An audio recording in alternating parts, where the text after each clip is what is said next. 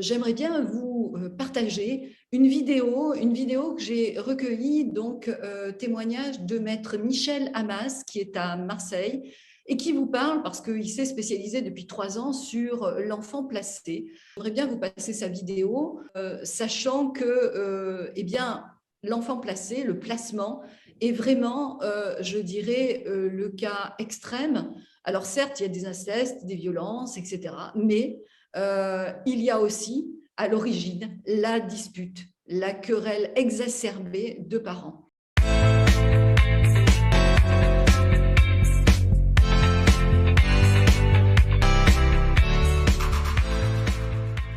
Je suis avocat au barreau de Marseille depuis presque 30 ans et je pense pouvoir dire que je suis spécialiste en droit de l'enfance placée depuis 3 ans, puisque ça constitue l'essentiel de mon cabinet, puisqu'on doit avoir 1600 à peu près dossiers en cours sur l'ensemble du territoire. On a, je crois que dans les 156 tribunaux, mon cabinet est présent. Il n'y a pas un juge en France qui ne m'a pas comme dans une de ces procédures. Et je fais plus que ça, de l'enfance placée. Alors, par rapport à l'enfance placée, par rapport à la question que vous posez de la voix de l'enfant, mon opinion personnelle qui est, je pense, invariable, ça m'étonnerait que vous arriviez à me faire changer d'avis là-dessus, c'est que la voix de l'enfant n'existe pas dans le cadre de l'enfant placé du tout. Quoi que dise l'enfant, quelles que soient ses révélations, quelle que soit sa volonté, quelle que soit sa constance dans ce qu'il demande, quelle que soit la manière dont il le dit, qu'il le dise avec gentillesse, avec souffrance, qu'il l'exprime par des fugues, qu'il l'exprime par des TS, quelle que soit la manière dont sera envisagée en France la parole de l'enfant, recueillie, elle n'a aucune sorte d'influence sur les services sociaux et le juge pour enfants. C'est du vent, c'est du tape à l'œil pour les journalistes et pour les bien-pensants. On se donne une bien-pensance en disant qu'on donne accès à la parole de l'enfant, mais ça n'a aucun impact direct sur le dossier, sur les 1600 qu'on a en cours. On conclut quasiment tous les dossiers. J'ai conclu systématiquement dans tous mes dossiers sur la Convention européenne de l'enfant, sur la Convention des droits de l'homme, sur la Convention des droits de l'enfant. Jamais un magistrat n'y a même répondu. Ça ne les intéresse pas, ça n'a pas de sens, ça n'a pas de. On nous dit systématiquement, droits de l'enfant, oui, voilà, hein, voilà. C'est toujours pareil, quelles que soient les révélations de l'enfant, c'est toujours, ça fonctionne exactement toujours de la même manière. Les magistrats ne tiennent pas compte de la voix de l'enfant. C'est plus que très malveillant d'ailleurs parce que pour se donner bonne conscience, souvent on accorde à l'enfant un avocat de l'enfant quand il est en âge de raison, on va dire 8, 9, 10 ans. Avant, il n'y a pas accès. Et même quand on a un avocat de l'enfant qui va venir de manière argumentée suite à plusieurs rendez-vous, dire la voix de l'enfant c'est ça, souvent les enfants demandent à sortir du placement ou à voir plus leurs parents. Ils ne demandent pas qu'à sortir. Parfois, ils demandent simplement laissez-moi les voir. Même si l'enfant argumente, même si l'enfant de manière constante développe les mêmes arguments, la voix de l'avocat de l'enfant n'a aucune sorte d'intérêt pour le magistrat de l'enfant, pour les services sociaux encore moins. Il y en a même qui sont extrêmement malveillants. Il y a des endroits où on refuse que soit exprimée de la voix de l'enfant. Moi, j'ai pris l'habitude de témoigner en robe devant les tribunaux quand il se passe des trucs immondes et je fais des vidéos. Pas pour me faire une popularité, mon cabinet était fait avant de faire le droit de l'enfant. Je me fous je fais pas ça pour gagner de l'argent, je fais ça parce que je suis fou de rage de ce qui se passe dans cette matière. Je vous donne des exemples qui sont très simples. Il arrive, par exemple à Toulon, l'ASE de Toulon empêche, parfois dans un dossier, mais dans d'autres, puisqu'à la même audience, nous étions plusieurs confrères à avoir le même problème, elles empêchent totalement que l'avocat de l'enfant rencontre l'enfant. Du coup, on va à la cour d'appel d'Aix. Quand il parle des droits de l'enfant, maître, allez, dites-moi autre chose.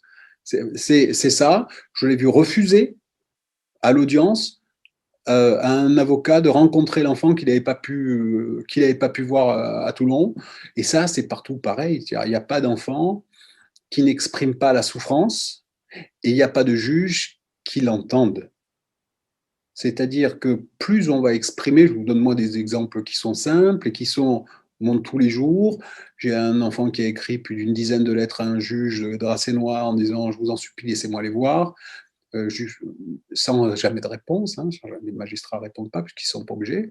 Et le gamin a laissé une lettre en disant ceux qui sont responsables de moi sont responsables, et il s'est jeté d'un pont, il s'appelle Kimberley, et elle est morte écrasée par terre. Mais c'est pas un exemple en disant tu te sers d'un exemple. J'ai publié, je crois, plus de 200 témoignages qui sont inacceptables. Matin et après-midi, nous avons affaire à une violence, à une absence totale de prise en compte de la voix de l'enfant. Absence totale, hein, de prise en compte de la voix de l'enfant. C'est une absence d'empathie. Hein. Alors, on dit la voix de l'enfant, bon, dites-moi autre chose. Partout, hein, que ce soit à Quimper, à Lyon, à Lons-le-Saunier, à Mende, à Strasbourg, à Colmar, à Nice, partout le son est pareil, la voix de l'enfant n'est jamais écoutée, jamais, jamais, jamais, jamais. Et même, elle n'est pas écoutée parfois dans des trucs terribles. Moi, j'ai des enfants qui ont témoigné du fait qu'ils étaient violés, qui sont allés voir les services sociaux en disant qu'ils étaient violés, et ça n'a pas d'impact. Mais la voix de l'enfant à l'audience, elle a zéro. On se donne tous bonne conscience, nous les juristes, en disant on est tout en place, il y a un avocat de l'enfant, mais en vrai, ça sert à rien dans la mesure où personne n'écoute la voix de l'enfant. Personne, hein, réellement. Les audiences se passent à peu près toujours pareil. Le juge reçoit toujours gentiment les enfants avant, gentiment ou non. Moi, j'ai une profonde défiance par rapport au juge pour enfants, hein, profonde. Voilà. Sur les 156 tribunaux, il y a 2 juges. Il y en a un à Aix, Madame Lallemand, qui confie d'abord les enfants aux grands-parents et qui ne les place pas. Et il y en a un à Marseille, il s'appelle Mangin. Tous les autres que j'ai croisés, et je les ai tous, affiche mépris, violence, et non-audition totale, hein, de ce que peut représenter la voix de l'enfant. C'est-à-dire que ça n'a aucune sorte d'intérêt. Ils les écoutent. S'il y a un avocat de l'enfant, il parle juste avant nous et parfois après. Et quoi qu'ils disent, hein, ça ne change rien. La voix de l'enfant est jamais écoutée. C'est un alibi. C'est un alibi politique pour se donner bonne conscience, pour dire on fait bien. Ce qui se passe avec les services sociaux en France, c'est qu'un alibi. Moi, je ne fais pas, par contre, j'ai comme nous tous, puisque je crois qu'on est quasiment tous avocats, du JAF, j'en fais. Bon, la voix de l'enfant est entendue, plus ou moins. Du moins, on écoute en tout cas ce que disent les enfants. Là, dans le cadre des services sociaux, autant on les écoute avant. Lorsqu'ils vont dire chez papa on s'est disputé, papa s'est disputé avec sa maman, ou maman était saoule. Alors on les écoute avant, ce qui déclenche la machine. Et après, les placements, c'est long. Je ne sais pas si vous savez comment ça fonctionne, mais un placement, une fois qu'il est ouvert, on en prend pour 2-3 ans. Vous ne voyez plus votre gamin. Ensuite, le témoignage de la voix de l'enfant qui a été sacralisé au début. Hein. Au début, là, pour vous les prendre, ils écoutent tout. Hein. Mais une fois que l'enfant est placé, assez rapidement, dans les mois qui suivent, il supplie, il implore, il pleure, il demande la plupart du temps à rentrer chez lui, ou à voir plus, ou à aller voir ses grands-parents, ses cousins, ses oncles, ses tantes, ses cousines, tout ça. Les enfants font tous pareil. Jamais, une seule fois, leur voix n'est entendue. Jamais, jamais, jamais, jamais. C'est une... on a l'impression que c'est qu'un alibi. Pour cette matière donne bonne conscience aux gens, parce que quand on entend aide sociale à l'enfance, quand on entend assistante sociale, éducateur spé, on entend bienveillance dans la vie de tous les jours. Ben, c'est pas vrai. Hein. Du moins, celui qui pense que c'est viré, qui vient de me le dire, ou qui me le prouve. Voilà, mais bon, en tout cas, sur les 1682 miens, je vous dise, ce qui se passe en matière d'enfance placée est une honte en France. On se donne tous bonne conscience en disant on les a donnés à des gens qui savent faire, c'est pas le cas. À des gens qui c'est pas le cas. À des gens qui sont bienveillants, c'est pas le cas. Il y a des gens qui vont écouter les enfants, c'est encore moins le cas, hein, c'est encore moins le cas, c'est encore moins le cas. C'est un système qui est destructeur. C'est l'absence de voix de l'enfant qui est incroyable. D'écoute. Dans la plupart des dossiers, les enfants font des lettres pour être entendus par le juge en disant « je vous en supplie ». Et le mot supplier, tout ça, on l'a tous les jours. Hein. Les dessins, quand est-ce que c'est fini avec des cœurs, des Pères Noël, des nounours. Ils s'en foutent, ils s'en foutent totalement. Ils s'en foutent totalement. C'est qu'un alibi et c'est le Far West. Aucune règle. Alors moi, j'entends tous les gens bienveillants qui disent oui, c'est bien, on fait bien. C'est pas vrai. On ne fait pas bien. On confie cette matière à des incapables. Alors quand je dis incapable, ce n'est pas une insulte, c'est un constat. Qui est apte à dire comment va un enfant? Un médecin, un pédopsychiatre, un psychologue, un psychiatre.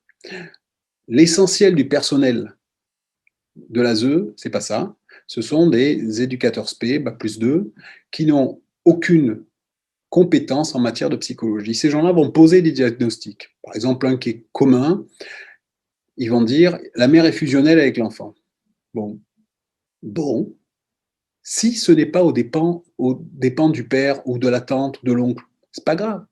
Mais à quel titre elle pose un diagnostic? C'est comme si vous ou moi, on pose un diagnostic en football. Moi, je suis jamais allé au stade de ma vie. Ou en natation aquatique synchronisée. Ou en chimie nucléaire.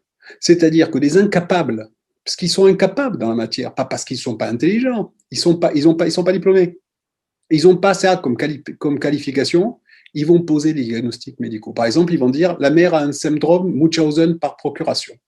Bon, oui, j'entends. Moi, avant de comprendre ce que c'était, je suis allé à des formations avec Ruffo, tout ça. Je comprends en gros de quoi ça parle. C'est quand un parent surmédicalise un enfant pour faire croire qu'il est malade parce que sa maladie, c'est sa vie. Pour poser ce diagnostic, il faut être médecin. De quel droit quelqu'un qui n'a pas les compétences, c'est-à-dire, et l'avis de ces gens est irréfragable. C'est une preuve en béton armé. C'est-à-dire que d'un côté, on a un magistrat qui a bac+10. D'un côté, on a des avocats qui ont bac+10. D'un côté, on a un expert psychiatre qui a bac+11. Mais nos avis à nous n'ont aucun intérêt par rapport à celui de Samantha, des services sociaux qui vient en retard, en jogging, en basket, nous explique à la mère, elle a un syndrome de Munchausen par procuration. Et ça, tout le monde s'en fout. Ça, tout le monde s'en fout et c'est inacceptable. C'est inacceptable. Quand les enfants supplient, on dit, par exemple, dès qu'un enfant a commencé à supplier, comment ça marche? On a un enfant, pour X raisons, on le place, souvent la raison est valable. C'est la longueur qui n'est pas bonne. Hein. Un enfant est placé, donc il vit chez ses parents, du jour au lendemain, il ne les voit plus. Une fois par mois, 1 heure en milieu médiatisé. C'est-à-dire simplement la version longue du Seigneur des Anneaux, les 3, pendant 1 an. La deuxième année, on vous rajoute le Hobbit parce que vous l'avez 2 heures. C'est ça. En même temps qu'on prend l'enfant, il n'a plus le droit de voir les grands-parents, les tantes, les cousins, les amis des amis. Plus une relation. En même temps, on le change d'école. Il n'a plus un ami.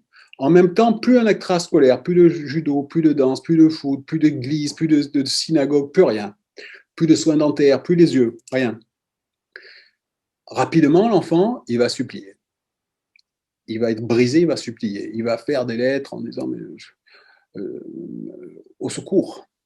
Et là, la réponse des services sociaux, c'est l'écoute de voix de l'enfant, c'est toujours pareil, c'est l'enfant ne s'est pas encore adapté à son lieu de vie. C'est-à-dire la réponse à la souffrance, c'est l'enfant ne s'est pas encore adapté à son lieu de vie. Le fait qu'ils disent laissez-moi au moins à Noël voir mes grands-parents, là par exemple, il y a un Noël dans 15 jours, j'ai fait plus de 800 lettres à des magistrats en disant donnez-moi l'enfant à Noël, j'en ai un sur la France qui m'a répondu, qui a dit bah oui là l'enfant quand même il faut qu'il le voie.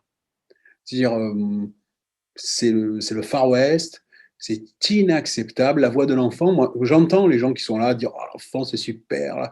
Par exemple, quand ils font les réunions, il y a une convention annuelle des droits de l'enfant où se réunissent les services sociaux entre eux. Pas un avocat. Moi, j'entends bien, j'entends tout, hein, pas un parent. Alors, c'est comme si on faisait une réunion du Ku Klux Klan avec que des blancs. Il n'y a pas un noir, C'est ça. Il n'y a personne pour amener la contradiction et ces gens qui sont d'une malveillance. Moi, quand quelqu'un rentre dans mon bureau et qu'on est au départ, je dis surtout n'allez jamais voir. Quand quelqu'un parmi vos clients, amis, relations vous dit j'ai un souci, vous lui dites surtout tu vas jamais voir les services sociaux. Si tu y vas, tu es en danger. Tu es en danger de mort parce que les parents, ils sont KO debout. Ce que les gens ne savent pas, c'est qu'il y a 76 000 détenus en France, 76 000 voyous. On parle que des voyous. Il y a 300 000 enfants placés. 300 000. Il n'y a que moi qui le sais. C'est ça qui est extraordinaire. Et pour avoir le chiffre de 300 000, il a fallu, avec mon bâton de pèlerin, faire le tour de tous les députés, rencontrer tout le monde, leur proposer un projet de loi, les bouger pour qu'ils aillent voir les trucs et qu'on fasse une enquête avec Jean Lassalle, celui qui était bizarre, Jean Lassalle. Le seul allié qu'on a eu au début, c'est Jean Lassalle, qui a mené une enquête et qui a réussi à avoir des chiffres. On a 300 000 enfants placés en France. 300 000. C'est comme s'il y avait 300 000 familles de Jobastres. C'est pas ça la France. C'est-à-dire qu'il y a une administration qui est pléthorique, qui est néfaste, qui est à l'agonie, qui capte les enfants parce que chaque enfant ramène du pognon et chaque enfant, ça ramène du pognon et ils ont intérêt à nourrir. Si demain, un exemple de situation ubuesque avec des enfants placés qui supplient, mère infirmière, divorcée d'un type avec il y a 6 ans, elle a une petite fille de 5 ans. Elle vit avec un pompier, chef de caserne, beau comme tout, sportif, c'est un couple magnifique. Dans la nuit, la petite à 2 heures a une terreur nocturne, elle rentre, le couple fait l'amour sous les draps, l'enfant ne voit rien. À l'école, elle dit, hier soir, je suis rentrée dans la chambre de maman, elle jouait sous les draps avec son copain. Placement, ça fait 1 an qu'ils n'ont pas vu l'enfant, elle écrit des lettres où, à 6 ans, elle parle déjà de se suicider. Sa lettre, c'est juste, il s'en torche pas le cul, le juge, mais pas loin. Pas loin. C'est la voix de l'enfant, de celle-là qu'on a pris dans une situation qui relève de la prison pour le juge et pour les services sociaux. C'est malveillant, c'est minable. Cette voix de cet enfant-là à Quimper avec une espèce de magistrat qui n'a pas répondu à 45 courriers d'avocats. 45 courriers d'avocats. C'est inacceptable. La voix de l'enfant, c'est de la rigolade. C'est que du tape à l'œil pour quand on passe à l'émission, c'est à vous, quand on passe à quotidien, quand on se fait plaisir avec des gens bien pensants. Mais dans la réalité, la voix de l'enfant, dans la matière que moi je pratique, elle n'existe pas. Du tout. Du tout, du tout, du tout.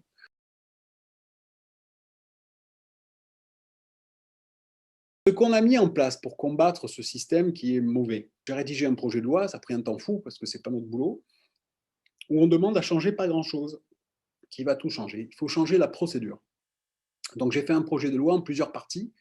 Il y a déjà une première partie qui a été votée, j'avais lancé l'idée, et ça a été suivi par des députés qui sont passés, parce que comme on ne peut pas affronter l'ASE de front, parce qu'ils sont trop puissants, c'est un lobby fort, ils sont passés en servant d'un amendement à un projet de loi, et ils ont amendé un truc, à partir de maintenant, quand il y aura les placements, en premier choix, on mettra chez les grands-parents ou chez les oncles et tantes. Donc on attend maintenant les décrets, ça s'est passé. Maintenant, on a une PPL, proposition de loi que l'on propose avec Valérie Boyer, Guy Tessier, qui sont des élus de droite, plus Madame Martine Roux, qui est de gauche, une sénatrice UDI, Madame Devezza. Donc il y a des gens d'un peu de partout, il y a même des gens de la majorité en cours. Et on propose la chose suivante, il faut changer 5 points. 1, que quand on écrit au magistrat, quand un avocat demande un acte au magistrat, ils répondent. Ça va changer tout, c'est-à-dire que pour l'instant, ils ne répondent jamais, ils n'ont pas le droit, ils n'ont pas obligé. Donc, voilà, moi, peut-être sur 6000 courriers, j'ai eu 200 réponses. Hein. Donc, qui répondent dans les 10 jours, comme en matière d'instruction. C'est-à-dire, on calque ce qui se passe à l'instruction. Réponse motivée par le magistrat dans une ordonnance dans les 10 jours. 2, appel possible, tranché dans les 2 mois. Ça va me donner du rythme. Qui nous disent oui ou non, on s'en fout. Ça fait avancer le dossier. Ça permet à tous de travailler et de donner du rythme. 3, ce qui est essentiel, ce qui va bouleverser le dossier, c'est que les avocats aient accès au rapport. Alors, ce que personne ne sait, ce qui fait partie de scandale de cette matière, dans cette matière, il n'y a qu'une pièce, c'est le rapport des services sociaux. Il n'y en a pas d'autre, il n'y en a pas deux, il n'y a qu'une pièce. Cette pièce, elle est donnée une fois par an. Les services font un rapport, dedans il y a tout.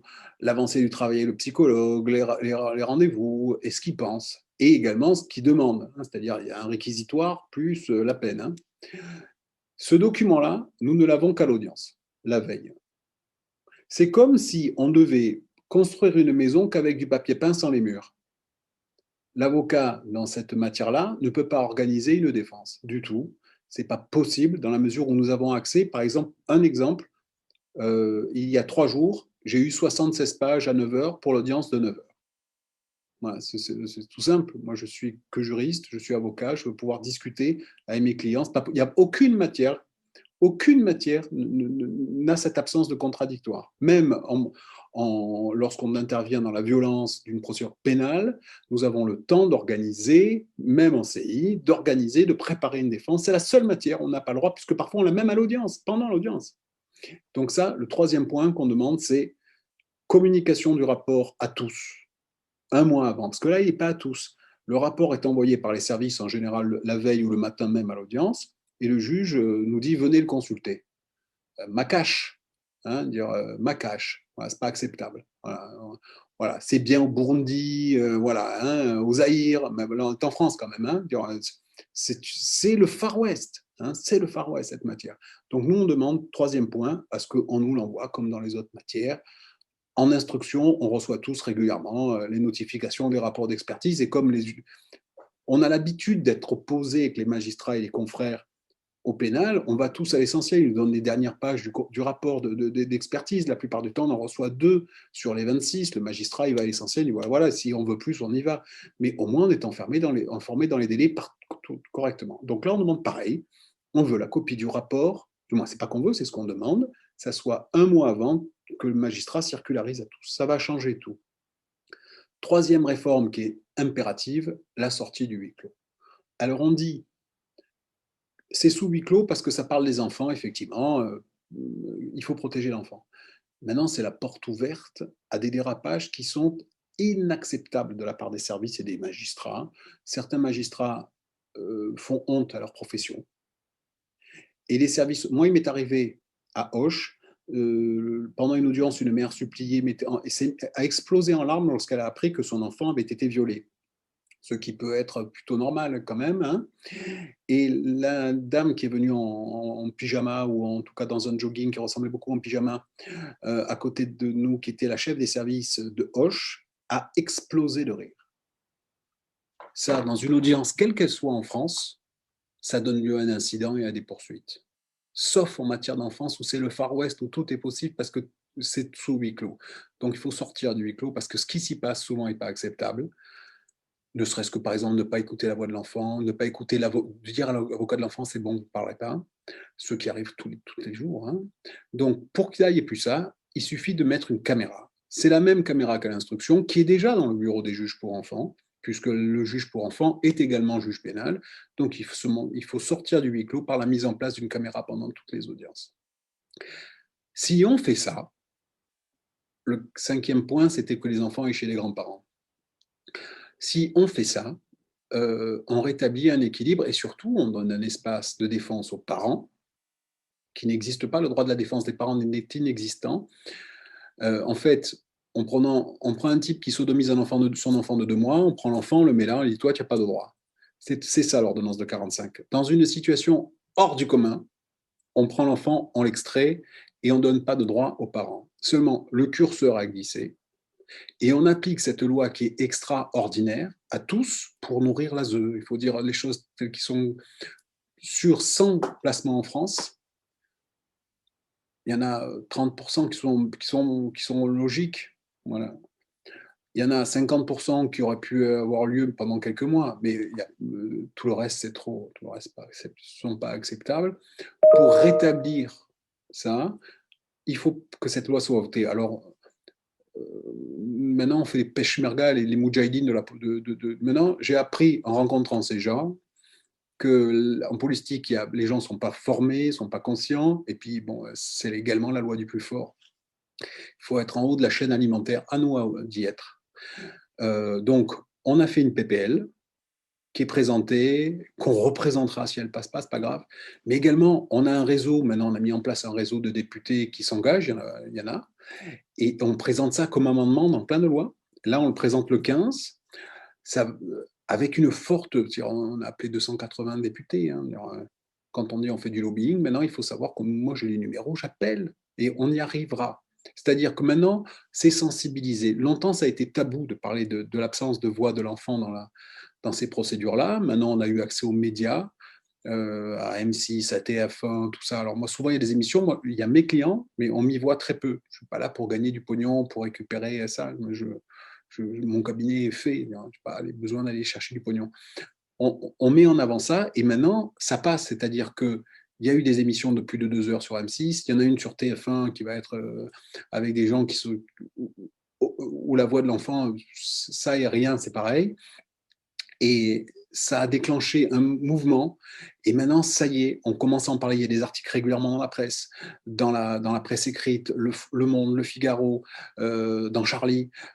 On a commencé à convaincre. Il y a des films qui se font. Il y a un film où j'ai fait le scénario pour une histoire qui va être avec Virginie Fira, où ils sont venus me chercher en disant comment on fait. Et là, ils m'ont reçu à l'Assemblée nationale il y a quelques semaines. Et objectivement, il y avait un nombre de députés fous qui sont venus parce qu'ils savaient de quoi on allait parler et qui étaient atterrés. Moi, je suis venu avec 40 dossiers dont j'avais fait les copies. Ils étaient bouche bée. C'était bouche bée de ce que l'on peut entendre. Donc là, a priori, le match, on ne l'a pas gagné encore, mais on a le pied dans la porte. Et quand on aura fini de mettre le pied dans la porte, on la démolira, la porte. On n'est pas loin d'avoir gagné notre... Et heureusement. Heureusement, si les gens ne s'engagent pas pour dire aujourd'hui la voix de l'enfant dans cette matière-là, il faut en parler. Je finis sur un truc où tellement on n'a pas de moyens que moi je ne sais plus quoi faire. Il y a plein de gens qui m'appellent tout le temps. On doit recevoir 200-300 appels par jour. J'ai rencontré un jeune homme à Paris, à la gare de Lyon. Il a insisté pour qu'on se voie. Donc c'est un gamin qui a 24 ans, qui est dans la rue, qui me dit, voilà, moi j'ai été placé à 2 ans avec mon frère jumeau parce que ma mère était au RSA. Ils habitaient Paris. Lui, on l'a placé en Normandie et son frère en Bretagne, avec une mère qui avait à ce moment-là le Rémi. C'était le Rémi. Tellement elle n'avait pas de pognon, elle était au Rémi. Comme elle n'avait que le Rémi, il est bien évident que le droit de visite en Bretagne et en Normandie, elle n'a jamais exercé puisqu'elle n'avait pas un euro. Donc, entre 2 ans et 18 ans, il n'a jamais rencontré sa mère. Il ne l'a jamais rencontrée. Il n'a jamais rencontré son frère. Et aujourd'hui, il dit, moi, ma mère, je ne la connais pas et mon frère, je n'en ai pas. Et donc, il me demande d'engager la responsabilité de l'État. Mais alors, moi, je ne vais pas engager celle de l'État. Je le dis tout de suite. J'engage la responsabilité du juge parce que j'ai les lettres de l'enfant au juge. Voilà. Je vise le magistrat qui a pris la décision. C'est lui l'immonde. C'est pas la justice qui est défaillante. La voix de l'enfant, c'est une plaisanterie dans cette matière. Ça n'existe pas une seconde. Pas une seconde. Et il n'y a que nous qui le savons. C'est ça qui est dommageable à cause du huis clos. Le jour où il y aura une caméra, une seule fois, d'un journaliste dans un bureau de juge pour enfants, ça sera fini.